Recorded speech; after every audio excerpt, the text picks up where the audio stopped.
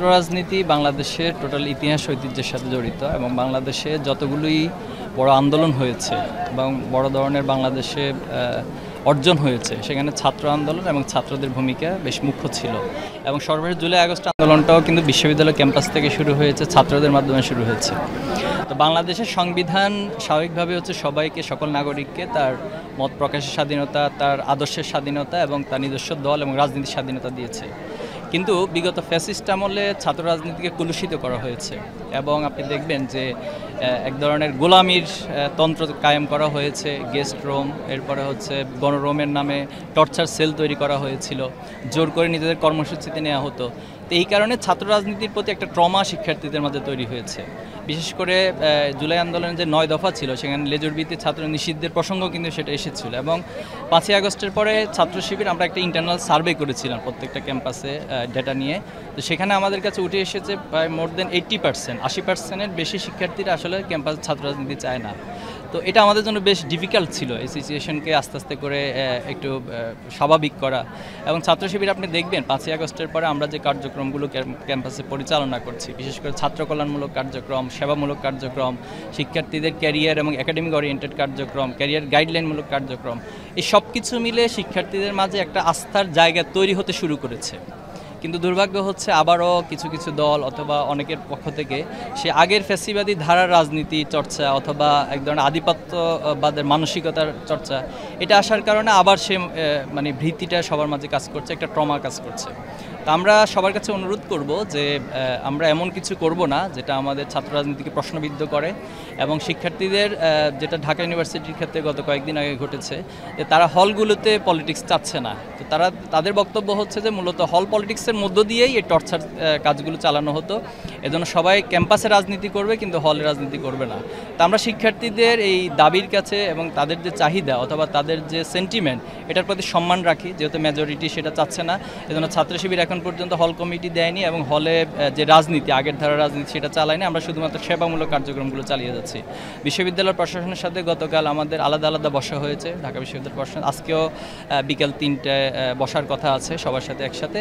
তো আমি আশা করি সবাই ঐক্যমত্যের মধ্য দিয়ে আমরা এমন একটি রাজনৈতিক ধারা চালু করব যেখানে চাপিয়ে দেওয়ার মানসিকতা থাকবে না এবং সবাই তার জায়গা থেকে স্বাধীনতা, মত প্রকাশ স্বাধীনতা, এই নয়া স্বরূপের রাজনীতি চালু হোক, এটা আমরা প্রত্যাশা করছি।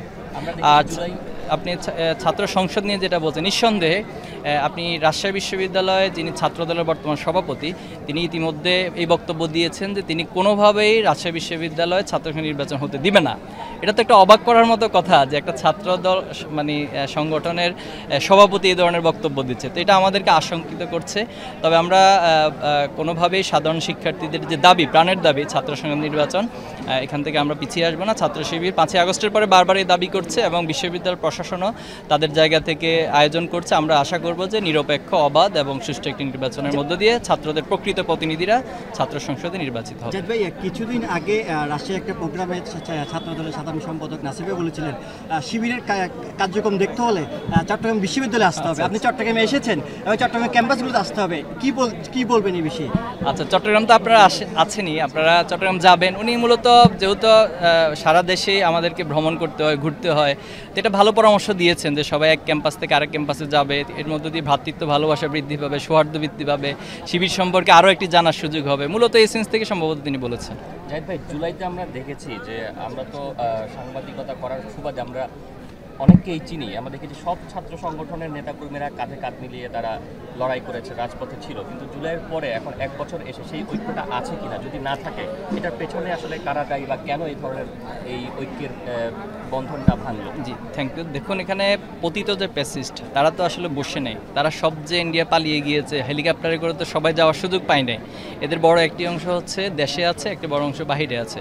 তো তারা তাদের বিগত সময়ে যে লুটপাটের অর্থ, এই অর্থগুলো বাংলাদেশে অরাজকতা অথবা অস্থিতিশীল করার জন্য ব্যয় করছে। অনেকগুলো ডকুমেন্টস আমরা পেয়েছি। বিশেষ করে গোপালগঞ্জে যে ঘটনাটা ঘটেছে, এনসিপির সমাবেশে হামলা সহ তাদেরকে জিম্মি করে এক ধরনের হত্যাকাণ্ড সংগঠিত করবে, এরকম একটা পরিস্থিতি চলে গিয়েছে। তো সেটা আমরা জেনেছি দীর্ঘদিন ধরে প্রশাসনের মধ্য থেকে অনেকে এবং তাদের সাবেক অনেক এমপি ছিল, তারা এখানে বড় ধরনের ইনভেস্ট করে মূলত এই ষড়যন্ত্রগুলো করছে। তো সেই জায়গায় নিঃসন্দেহে এখানে যত বেশি আমাদের মধ্যে অনৈক্য তৈরি হবে, এর দ্বারা বিগত পতিত প্যাসিস্টরা উপকৃত হবে। এটা খুব স্বাভাবিক হিসাব নিকাশ, এটা বেশি হিসাব করতে দেখতে হয় না। বাট আমাদের মধ্যে থেকে কিছু ব্যক্তির আসলে অতি উদাসীনতা অথবা অপরিপক্কতা আমি বলবো, অথবা শিশুসুলভ আচরণও বলবো, অথবা অভিজ্ঞতার ঘাটতির কারণে তারা পলিটিক্সটাকে আসলে যেভাবে করে জুলাইকে ধারণ করে করার কথা ছিল, ব্যক্তি স্বার্থের কারণে হোক অথবা অপরিপক্কতার কারণে হোক, এই জায়গাটাতে যথেষ্ট ঘাটতি তৈরি করছে। আপনি খেয়াল করেন ছাত্র শিবিরের আমাদের পক্ষ থেকে যে বক্তৃতা বিবৃতি, এখনো পর্যন্ত আমরা কোথাও তিক্ততা তৈরি হোক অথবা অনক্তি তৈরি হোক এমন একটি বক্তব্য বিবৃতি খুঁজে পাবেন না। কিন্তু আপনি অন্য দলগুলো দেখেন, তারা 10 মিনিটের সংবাদ সম্মেলন করে 9 মিনিট হচ্ছে শিবির সম্পর্কে বিষোদগার করে। এখন ছাত্র শিবির 5ই আগস্টের পর যে কার্যক্রম চালাচ্ছে, শিক্ষার্থীরা যেভাবে করে, আজকে এখানে আপনি দেখেছেন চট্টগ্রামের এখানে কয়েক হাজারের উপরে হচ্ছে শিক্ষার্থীরা এসেছে। তো এই জিনিসগুলি দিয়ে যদি হিংসাত্মক মনোভাব পোষণ করেন তাহলে তো আসলে আমাদের কিছু বলার নেই। আপনি রাজনীতির এজেন্ডা নিয়ে হাজির হন, আপনি অন্য দলগুলো দেখেন কতটি কর্মসূচি পালন করছে, বিভিন্ন ক্যাম্পাসগুলোতে ঘুরে দেখুন। তো ছাত্র শিবির এই গঠনমূলক কার্যক্রমে যদি আপনারা হিংসাত্মক মনোভাব পোষণ করেন আসলে কিছু বলার নেই।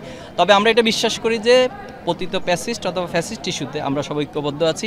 আমরা 5ই আগস্ট খেয়াল করবেন যে সংসদ ভবনে সেখানে গিয়েছিলাম, ছাত্র দলের প্রেসিডেন্ট সেক্রেটারি এবং ছাত্র অধিকারের প্রেসিডেন্ট সেক্রেটারি ছিল। তা আমাদের মাঝে আসলে পার্সোনাল জায়গা থেকে সৌহার্দ্যপূর্ণ এবং খুব আন্তরিকতাপূর্ণ আমাদের সাথে কথা হয় নিয়মিত।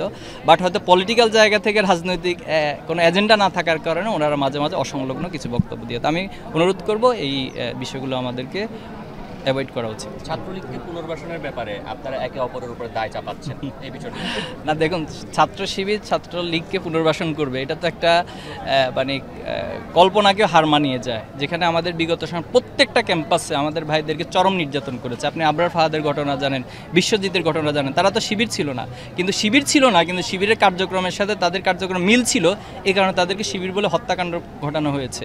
এবং আমাদের এরকম হাজার হাজার কেস আছে যে ভাইদেরকে টর্চার করেছে, তাদের হাতের নখ উঠে ফেলা হয়েছে, অনেকের চোখ নষ্ট করে ফেলা হয়েছে, অনেকের হাত পা নষ্ট করে ফেলা হয়েছে, পঙ্গু করে দেওয়া হয়েছে।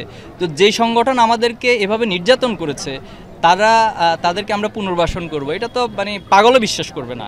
কিন্তু আমরা অন্য সংগঠনগুলো আপনি দেখবেন যখনই তাদের কমিটি পাওয়া, যেমন ছাত্রদল সম্প্রতি যে হল কমিটি প্রকাশ করেছে, আমাদের প্রাপ্ত তথ্য মতো এখন পর্যন্ত 54 জন যারা ইতিপূর্বে ছাত্রলীগের বিভিন্ন কমিটিতে ছিল, তাদের নামগুলো এখানে উঠে এসেছে। তো এখন দেখুন এগুলো তো মানুষ অবজার্ভ করছে, জাজমেন্ট তো এখন সবাই করতে পারে। এতে কিছুক্ষণ আগে ক্লাস 2 এর একজন শিক্ষার্থী আমাকে যে কমেন্টটা করেছে, যে ফেসবুকে সবসময় দেখে, ফেসবুকে সব অবজার্ভ করে, এবার আমার সাথে ছবি তুলে বলতেছে ভাই আমার এই ছবিটা আপনি স্টোরিতে শেয়ার করবেন। তাহলে ক্লাস 2 এর একজন বাচ্চা শিশু যদি এখনো এত সচেতন হতে পারে অনলাইনে, তো বাংলাদেশ সাধারণ শিক্ষার্থীদেরকে বোকা মনে করা তো উচিত না। Thank you. আমরা সবাইকে ধন্যবাদ জানাচ্ছি।